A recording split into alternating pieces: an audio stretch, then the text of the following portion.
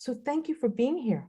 So we're in the mindset of advancement and our schools and how do we make our schools stand out?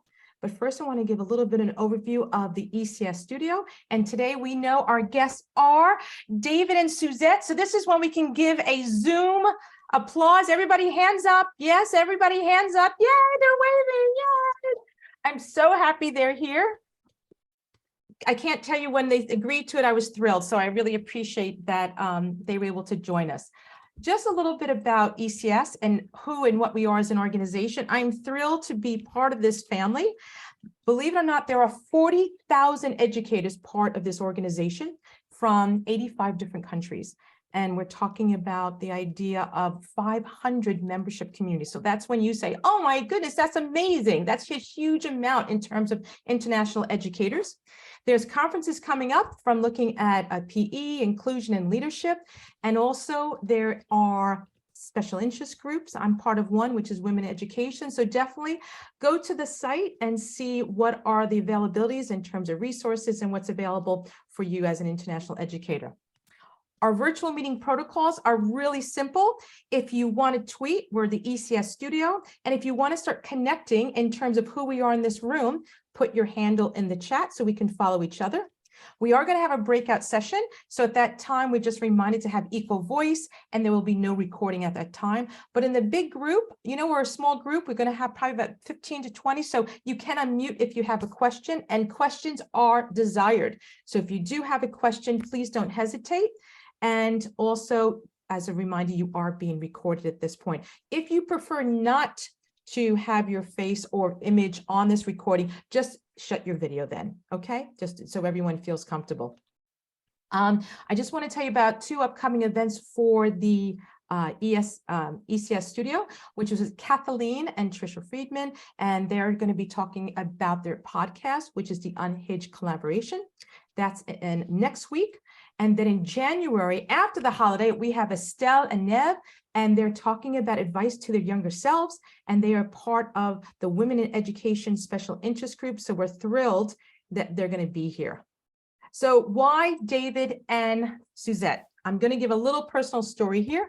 I worked at the international school for many years, over 3 decades. Yes, I know. I can't believe I was in the same international school for 3 decades. But my last 4 years, I went from an assistant principal to head of community relations. And I knew the school and I knew that I could be able to connect with parents, but I really needed assistance in terms of how do you organize a team that never existed before. So we had 4 different offices, but they never worked together. So the first person everyone said is, you must contact David Willows. And I was like, I don't know David. Is he nice? Is he kind? Guess what, everyone? He's kind and he's nice. So suddenly I thought, I'm this naive person going up to him saying, I need some assistance. And he shared with me resources because we were talking about all the expectations of advancement in community relations. And that's what you see on the right-hand side. And it was overwhelming. And we needed a framework. We needed a structure. We needed a way to somehow make those teams realize they're interconnected. So with David, he introduced the team to the periodic table. And also then we went to Advancement by Design event, and that's where I met Suzette. And then we started talking about the periodic table. And this is my team, well, my former team, I still call them my team, working with the resources that Suzette and David shared, and it provided the structure to move the team forward. And I posted this on Twitter 4 years ago. What this structure provided was we had the life cycle of school. It was advancement at that point, and we'll talk about how it went from advancement to experience. And that became almost an audit, a framework to audit our services in terms of our school. And then it provided patterns and gaps to know where we need to move forward. So I am personally, I can say the impact that David and Suzette has made on the International School of Luxembourg. So that's why I know what they're doing today is so influential in terms of making your school stand out. I was kidding before they arrived because we actually had, okay, this is when David said I'm a groupie. I actually made posters to go around all our offices, so this team would be reminded of where we are and what we're focusing on. So it really was a tremendous, let's say it moved the team forward in terms of how we are connected. So this is when we decided to start creating a virtual platform to start having the transparency. And we shared this with the entire school, with the leadership, with the teachers to know what are our efforts, because everyone is involved with advancement. So this is where I am so grateful to Suzette and David for what they've done. This is their website that please investigate the resources. And what's really powerful about what they've done is they've created a community where you can ask for help and just saying, I'm not sure what to do with this area. Has anybody has experience? So this is where I'm very proud to have David and Suzette here. So I'm going to stop sharing and just welcome them. Now, some people might not know your background, David and Suzette. So if you don't mind, would you give a little bit about your experiences, what you've done, and how you've come to the point where you are right now? Sure. You want to get started? Okay, Nancy, it's great to be with you, and it's great to be with everybody here today. After your introduction and your succinct summary of the last 10 years of my life, I kind of feel like we're done here. And, hey, see you later, everybody. And if you can buy the posters from Nancy's office. Yeah, so basically I was the director of advancement for 17 years at the International School of Brussels. I had the opportunity to work there with a great team, with Suzette and others. And really our job, we often used to say, was we told the story of the school, we helped people find their place in that story, and we managed a set of processes that enable those things to happen. Before that, I didn't work in schools. A long time before that, I was a priest in the Church of England.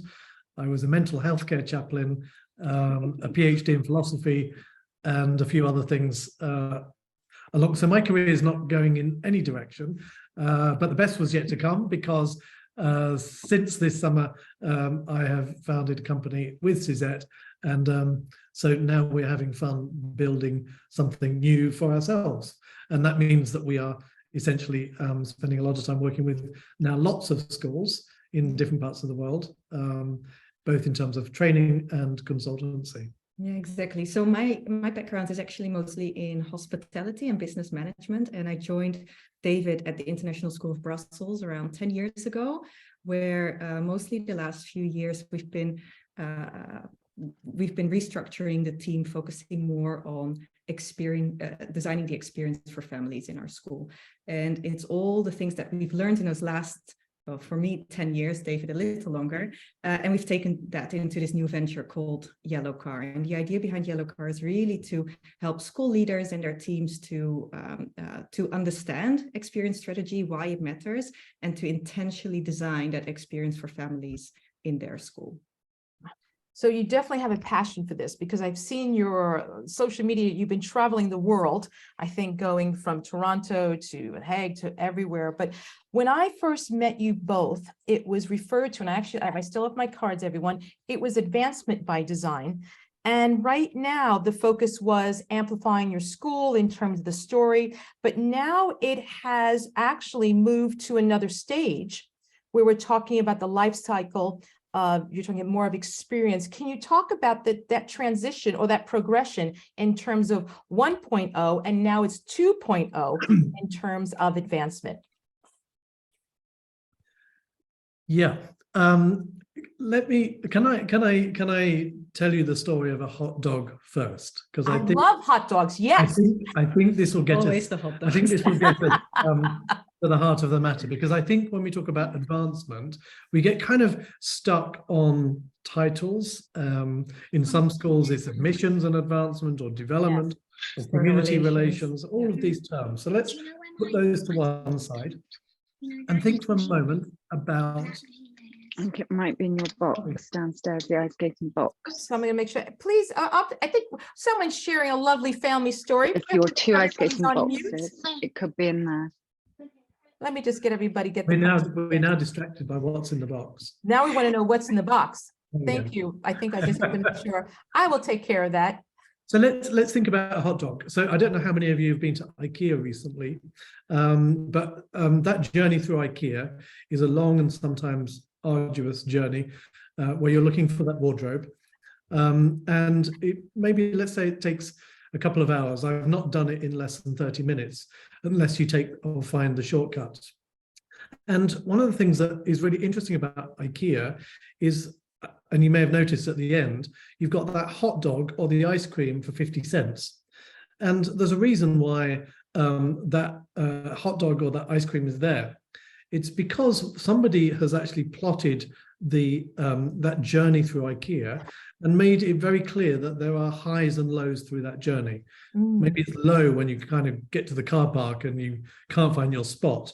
But then when you find your item, and then would you believe your item is on sale, then you have a peak. When you get to the end and you've got to find your item, you're going down again. And maybe when you've got to arrange delivery, you're going down again. But then when you have the hot dog, what happens is you move up.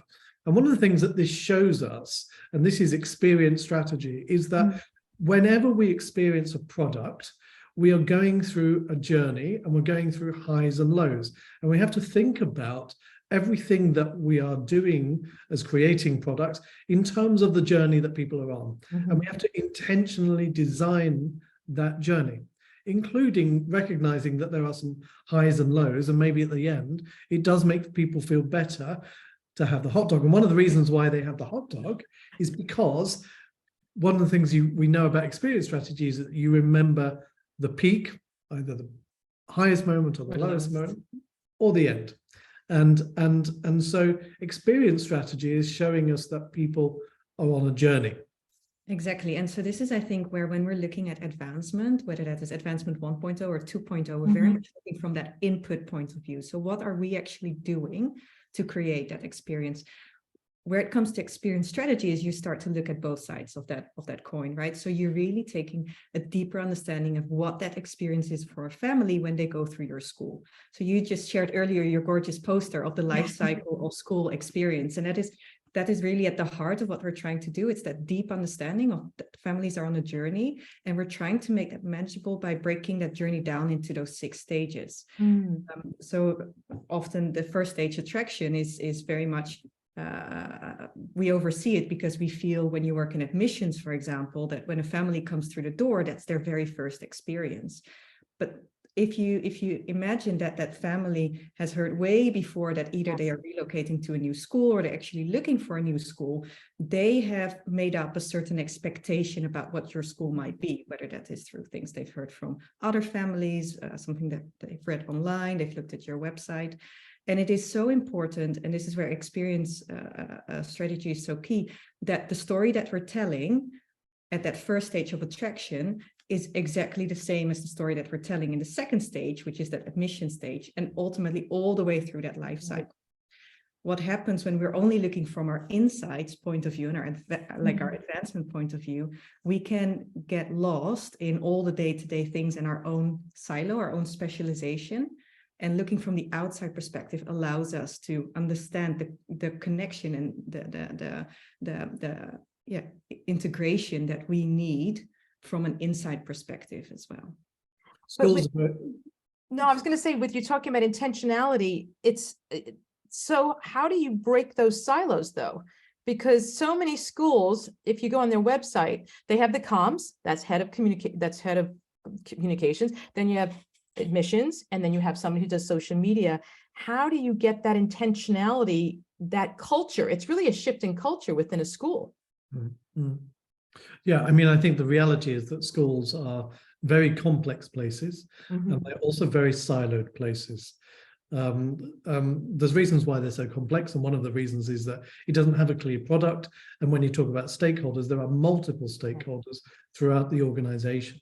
So they're very complex, and they tend to drift towards silos, not just between those functions of communications, admissions, development, alumni relations, etc., but across the whole school. There's a silo between education and operational staff very often.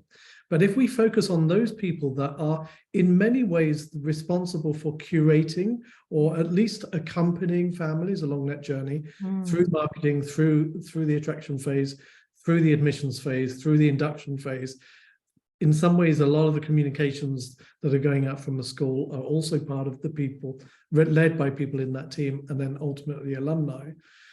one of the things that I think we've begun to do, and this is where the shift from advancement 1.0 to 2.0 is that, in our last school, we actively broke down the silos, and we, in a sense, pulled the team apart to see how could we rebuild it in non-siloed way. And where that started in a way is that, and I said it earlier, when you are just focusing on marketing or admissions and being in those silos, you can be highly specialized, you can do amazing things, but there's so many lost opportunities and you leave gaps in that experience by not connecting them together. Often that happens because of the roles that we have, the job description. So one of the differences when we move to that model of what we call advancement 2.0 is the shift from roles to looking at superpowers. So we like to think that everyone has a superpower to bring to the table. Actually, I think it was you, Nancy, who was talking during one of our Yellow Car chats about Margaret Havernan's TED Talk, where she was talking about the super chickens. Absolutely. In a way, like superheroes, right? It's not just about one superhero on the team who's doing something amazing. Together as a team, we can really make a difference because of that superpower that we each bring to the table. And this is where if we just take that idea of the roles away and we just focus on what we are good at, the talents that we have, then how can you optimize that together and understanding that we are all having a role to play in creating that experience for those families. In a way, it's a shift in mindset. It takes the idea of the iceberg, right? So you can look at the outcomes, the tip of the iceberg, but there's so much that is happening right below. So what if you shift from the mindset of it's not my job, where you can get into this very siloed structure and having a very reactive approach, which can often lead to a negative experience. How do you shift that to a mindset where you have a common purpose, a common sense of direction, which allows you to work more be more integrated, be more empowered, and ultimately, therefore, being able to be more proactive, creating a positive experience. And I think it's that shift that we need to make, but it starts with the mindset. Well, it's looking holistically at your goal and how best to achieve it, and elevating the expertise of that group, that team. But from your experience of travel, have you had those colleagues feel threatened that they're being asked perhaps to leave that job profile that they were hired for? And suddenly, is there a vulnerability that they're not comfortable with? Change is always difficult, isn't it? I think one of the things that people know intuitively that silos are not a good thing. We talked about IKEA. Let me take you now to a hotel. What's the difference between a great hotel experience and a mediocre one?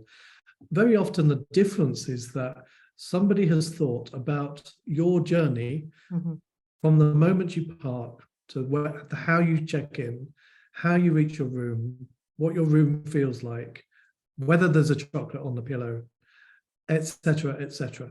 And that whole journey has been intentionally designed. And this really comes back to the purpose of Yellow Car, is to think about how do we intentionally design that experience for families so that every detail has not been left to chance. And what I think people know intuitively that in order to intentionally design something, you have to intentionally design the team, and the team has to be structured to fulfill that purpose. So if you have, very practically, if you have a communications team that never speaks to the admissions colleagues, you're going to create silos in that experience. There is no doubt. Now, what that means practically is you have to start looking at things like, yes, some job descriptions, but you also have to start thinking about, are hierarchies in teams always a good thing? You have to start thinking about, should everybody have their own individual offices, or can we start to break those spaces down and think of what does it mean to have collaborative spaces? Exactly. You have to start thinking about the organizational chart and the way you distribute leadership and the way you run projects and meetings. All of these things are connected. And I think we've now had, not only in our previous school at the International School of Brussels, where interestingly, the one thing they wanted to hold on to when we left was, you can change anything, but you can't take us back to our silos, which was very interesting. And now we're working with a number of other schools where we're beginning to see opportunities to see each in their own different way. There's no one formula. I think each school needs to find, what does it mean to break down those silos? And it could just be as simple as working differently in terms of spaces, thinking more strategically and connectedly in terms of meetings, all the decision-making silos, as long as the parent or the family is at the center of what it is. Every decision. Now, several times you've mentioned the experience strategy, the experience. Can you define that for someone who is on today and wondering, what are you referring to? How do you define when you talk about that experience strategy? Essentially, it's a way of thinking that is rooted in the idea that people only remember so much about you. So what they remember is different to what they actually experience. So we talked about IKEA and the fact that people remember the peak and the end. And the question when it comes to your school, and this is how you stand out. Let's think about websites for a moment. A prospective family looking at a dozen websites in a city, thinking, where am I going to put my child, will probably look at most of those websites and not remember anything different one from the other. So the experience strategy is a way of being a school, or a way of thinking strategically that helps us think about, how do we stand out? And how do we help the family remember what's really important? And there's a number of things that can happen there. Some of it's about creating clear moments that are designed to stand out. Some of it's about thinking whether the foundational elements are there. And also some of it is just thinking about how do we become the equivalent of that five-star hotel or that wonderful restaurant that is same food, but a very different experience. Well, it's the intentionality of thinking of every step of that journey rather than that, Suzette, please. Yeah, no, because it's so important to be intentional about it. So first of all, it's just a different pair of glasses. So you look through a different lens, and depending on the context of the school or where you're at the school, you will use different tools to look at what that experience should be. Now, the reason why it's so important to not leave that experience to chance, but to be intentional about the experience you're trying to design, is simply because if we create a good experience, we will share it with 3 to 5 people who are closest to us for up to a year. Now, which is great. Now, if people have a bad experience with our school for any reason, they will share it with anyone who wants to hear it for as long as they remember. Now, that is very bad marketing. And particularly what we see in many schools is just the number of families that come through our doors simply through word of mouth. And this is where on the long term, it is worth so much more to invest on a coherent experience strategy within the school to really make the families that are currently in your school very happy so they talk about it, rather than having a campaign, as David mentioned, right, to push people to your website that they might not even really remember on the long term. Well, when you go to the cycle of engagement, you ensure that of advancement, ensuring that those parents who are there, you maintain that they are still satisfied, let's say, with the services of the school. But the other idea that you brought up is the idea that we're all ambassadors. We are all responsible. What drove me crazy sometimes, like, oh, it's marketing. What are you going to do to get students into the door? And I'm like, whoa, wait a minute. It's not just us. It's every interaction that a member of the school has with this community is what's going to be critical. It's not going to be having a spread in the local magazine for 5,000. Anybody know about spreads in magazines? It's 3,000 to 5,000. That's not going to make the difference.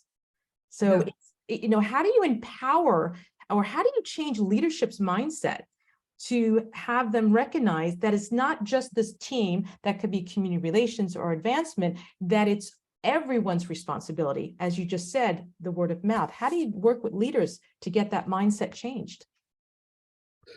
So if you, some of you may know Richard Chait's book on governance as leadership, where he provides a very simple but powerful threefold definition of good governance. He talks about the fiduciary, the strategic, and the generative responsibilities of boards. And it really does start there. And when we think about that fiduciary responsibility, we often think about the role of the board, and this comes to the strategies. You know, they've got to look after the money, they've got to look after the assets, the stuff that the school is. And one of the things that we would argue, based on our experience of experience strategy, would be the board is responsible, finally, for guarding and curating and looking after the experience of your school. And that's where it begins. And then the head of school, and you know, I think you rightly point to the fact that when it comes to the experience, it really does begin with governance and leadership. Unless your head of school is able, and we often think, you know, you need to look through the lens of experience at your school. Take off your lens of finance or education and pedagogy or school assessment or even admissions, and put on the experience glasses and look at your school from that point of view of experience. And if you don't know how to do that straight away, what I would suggest you do is just for tomorrow when you go in to work, stand at your school gate, put on some glasses and pretend that you are a prospective family walking into your school for the first time, and spend a few moments thinking about what they hear, what they see, who they're welcomed what they smell, who they're welcomed by, how they get to the reception. And in that journey, which may last 1 minute or 10, you will suddenly realize that there are a number of things that have been intentionally designed, like the receptionist may well know that they have to sign you in a certain way. And there are some things that are left to chance. And it's those things that are left to chance that we need to maybe bring into that fold a little bit. And that really basically takes you back to the idea that maybe there are some advancement team members who are looking after this work, but every teacher, every security guard, every person, every student, everyone walking around the campus is creating an impression that may well be remembered.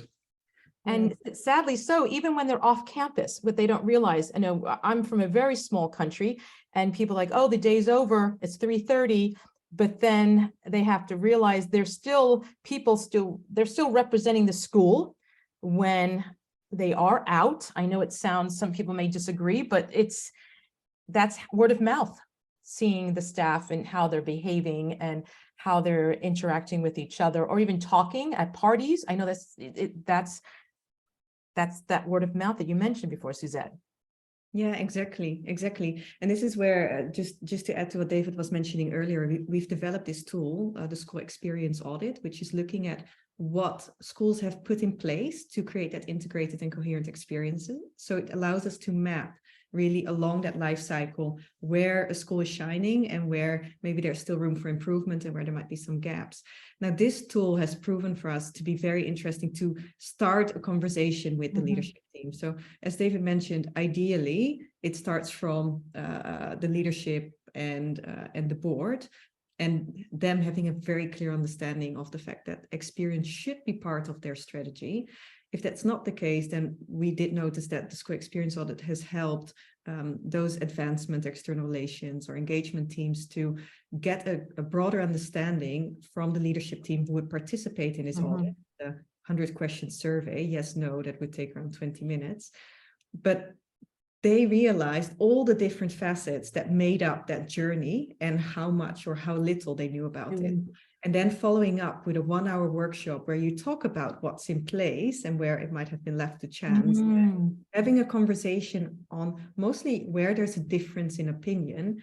Those are very valuable conversations to at least get that starting point, to get the ball rolling and to plant that first seed of understanding the importance of designing the experience for families and how every single person has a role to play, from the guard who welcomes families in the morning to a head of school. You know, it's that data point, that's the springboard for discussion. And Exactly. David, you mentioned before different strategies, and I was on the website, and there were 8 principles of effective experience strategy for schools. And for everybody, I'm going to put a link in the chat for you to view those 8 effective strategies. Can you give a brief overview before we have people just have some time to unpack these? Well, we've kind of talked about a lot of Yeah. them. You know, I think for us, this document has been useful just to give people a taster of. I think one of the things, number 7 there, if you say it, about the importance of edges. You know, I think when we talk about edges, it's like so. What makes you unique as a school? Where is your edge going to be? And you know, one of the things that in running an exercise with schools in different parts of the world, from Australia to Canada and everywhere in between, is we've found that very often when we talk to one another about what makes us unique, we start talking about inclusive spirit, or innovation, global community, or that we're a global international community, etc.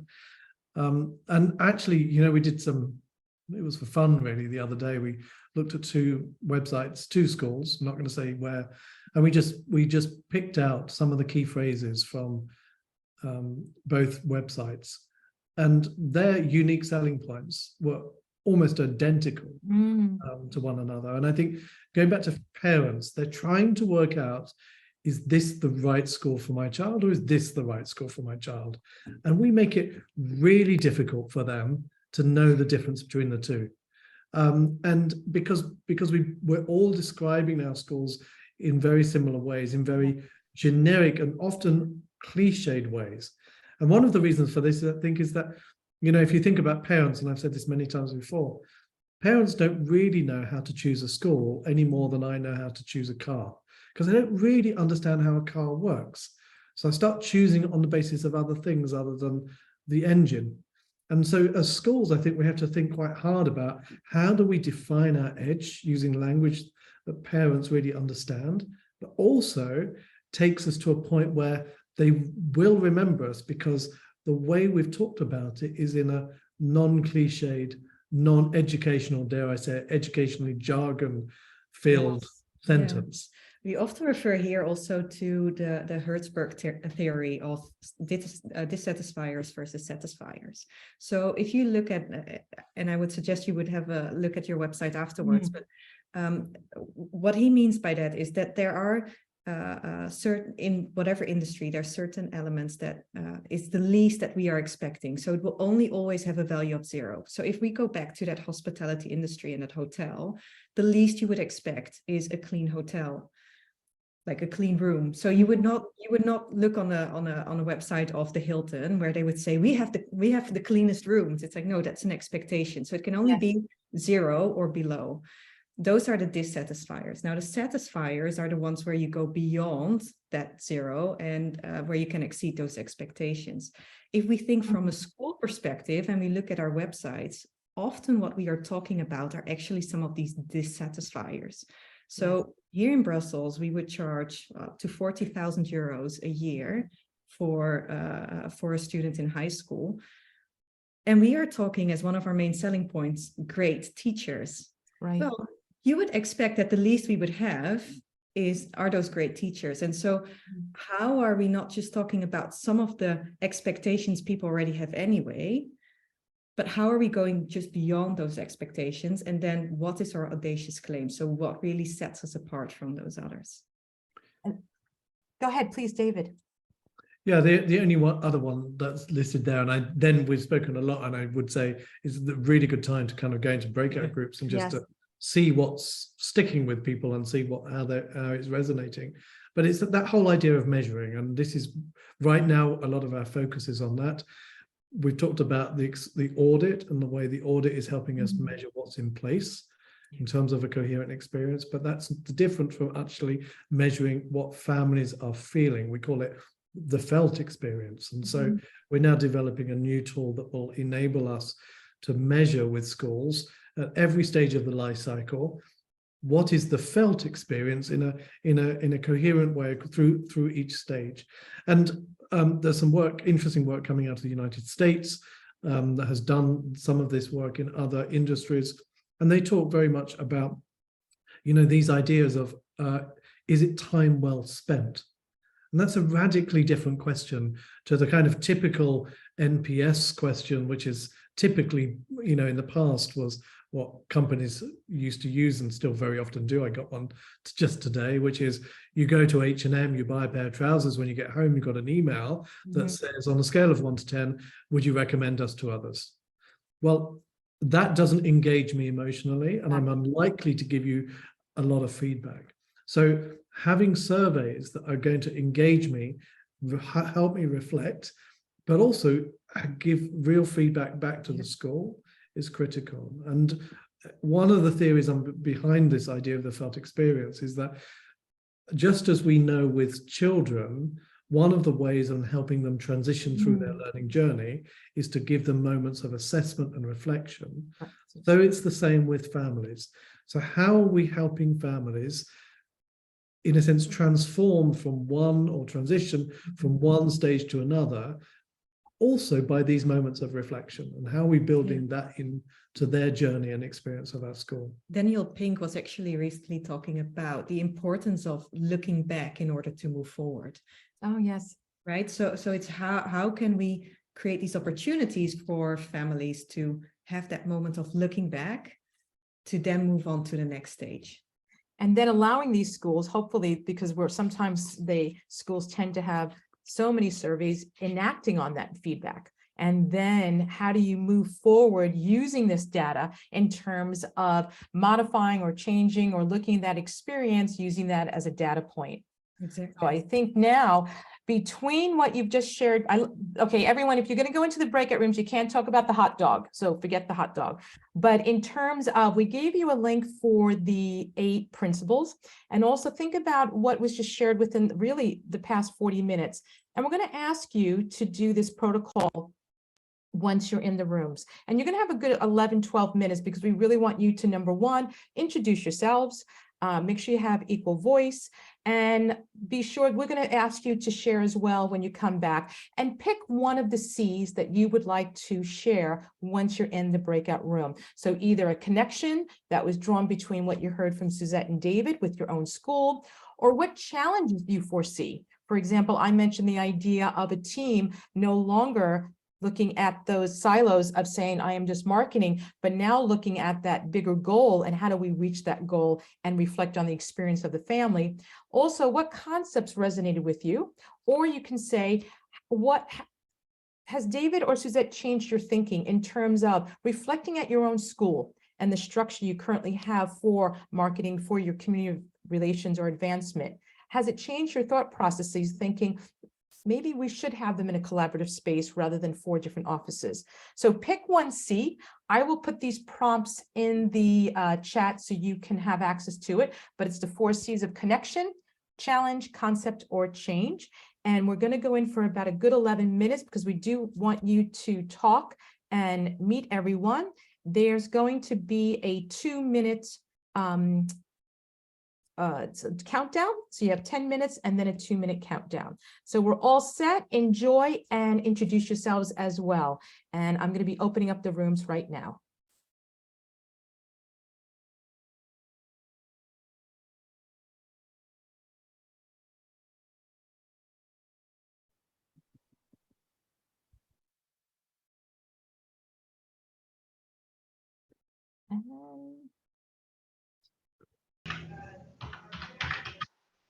Would anybody like to share perhaps a few sentences, a 1-minute summary of their group? You are able to unmute, or anything that was your takeaway from that breakout session, just to share with us. So please unmute and you can share, please.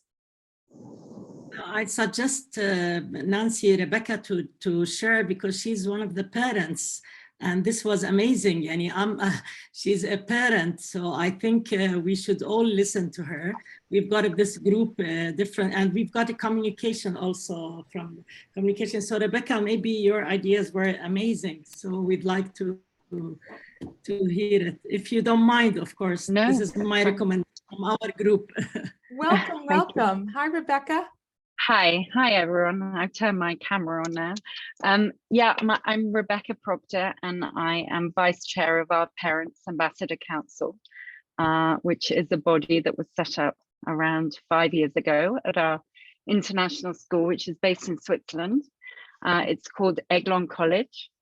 We're in the mountains, about an hour and 15 minutes from Geneva. We have 420 students in our school at the moment. 95% of those are full-time boarders. And we have an extremely diverse body of students, representing over 70 nationalities and different cultures. So it's quite challenging to actually meet the requirements and the needs of all those different parents, because ultimately they are the client. Yes, definitely. Because they all have different needs and different wishes, depending on where they've come from and their own personal experience of education. So like you say, you're from Jordan, and I speak to quite a few parents from Asia, from China, and then parents from across Europe, and you know, they're all quite different and have different requirements. So just thinking about the life cycle wheel, it is quite complex for us, I believe, in actually establishing a one fixed solution for every parent. Maybe that's something you have experience of, David and Suzette. Or is it just really honing in on those core elements that are vital for any parent at every stage? And a second thing that we mentioned in our breakout group, which I feel is very important, is also focusing on other aspects of the community, which are our staff. I think we have a problem at the moment, just generally with communication in the school. It's being addressed, but the internal communications is obviously with parents, but also with our staff members, and it's something that we are trying to address. Rebecca, first of all, thank you for sharing and being here. Very kind of you. Okay. But you know what? Thank you. You just did a beautiful segue for David and Suzette to bring closure, to share. What are some of the examples? Like Rebecca brought up a challenge.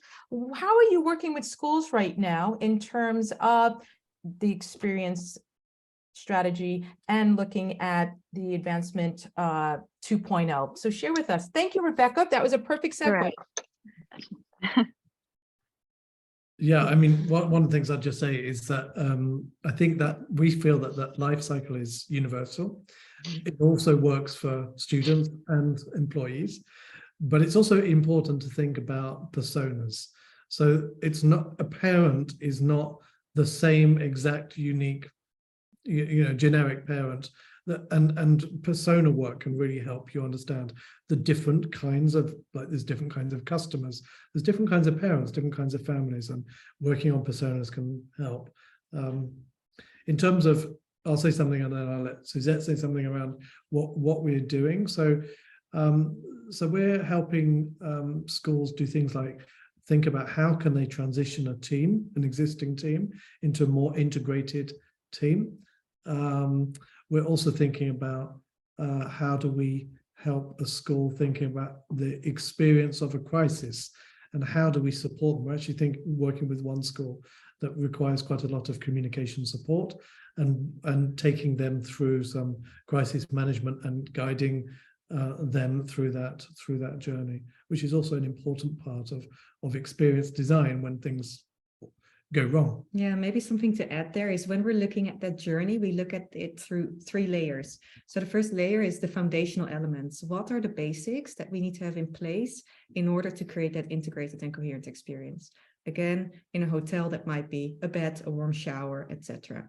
Once those basics are in place, then you can start adding some improvements to further enhance that experience. And once those improvements are in place, you can start looking at moments like really these popsicle moments that spark joy, surprise, some of these intangible feelings that we might be feeling. So this is where if you don't know where to start, make sure that the foundational elements, the basics are in place, such as a website that tells life and learning of the school. Now, the way we help schools with that is basically through 3 pillars. So first of all, we have our community. It's community.yellowcar.io. We have almost 400 people working in and with schools already on there, connecting with one another, celebrating big wins, small wins, collaborating. There's some resources on there, including that life cycle, as well as some other frameworks. Then we have our academy, which are some of the events that we're running, and then ultimately some of the consultancy work where we work with schools one-on-one on bespoke solutions, of which David just gave you some examples. So these are some of the ways in which we try to support schools to intentionally design the experience of school. Just a shout out, because we're also working with Nikita, who is on the call here, from PSI School in Kiev. We did some work, a collaboration on a pro bono project, supporting them, really helping them to tell their extraordinary story about a school in Ukraine that has undergone, huge disruption, responded to challenges. And if you haven't seen the film that was created out as a result of that, maybe Nikita is going to put that film. The link. Can you put the link into the chat? Because it is an extraordinary way, particularly on Giving Tuesday. I can't say enough that this is something that may move you and help you think about some of the extraordinary things that people are going through. So that's a little plug. We love that plug. And I think when I think about the mindset that you wanted to really communicate today, would everyone please think about, what are you going to do tomorrow? You've just sat here for an hour with us, so we feel very privileged that you joined the studio. What are you going to do tomorrow? And please type it in the chat, but don't press return yet. Knowing that you just had this opportunity to meet David and Suzette, you've just gotten some experience. I shared a little bit of my own experience with Luxembourg in terms of the impact they made on our team. What will you do tomorrow? Because I always feel that there must be a takeaway when you are in this type of session. Please type it in. And on the count of 3, press return, and let's see what we're going to do. We have someone going to check out your mini sessions. Thank you, Bradley. We have Sarah. Thank you for letting us know we have more events coming up for the studio. Thank you, Sarah. You're fabulous. Review findings from the experience audit. Thank you, Cheryl. I'll check out the links. Thank you, Amal. So we're getting some actionables.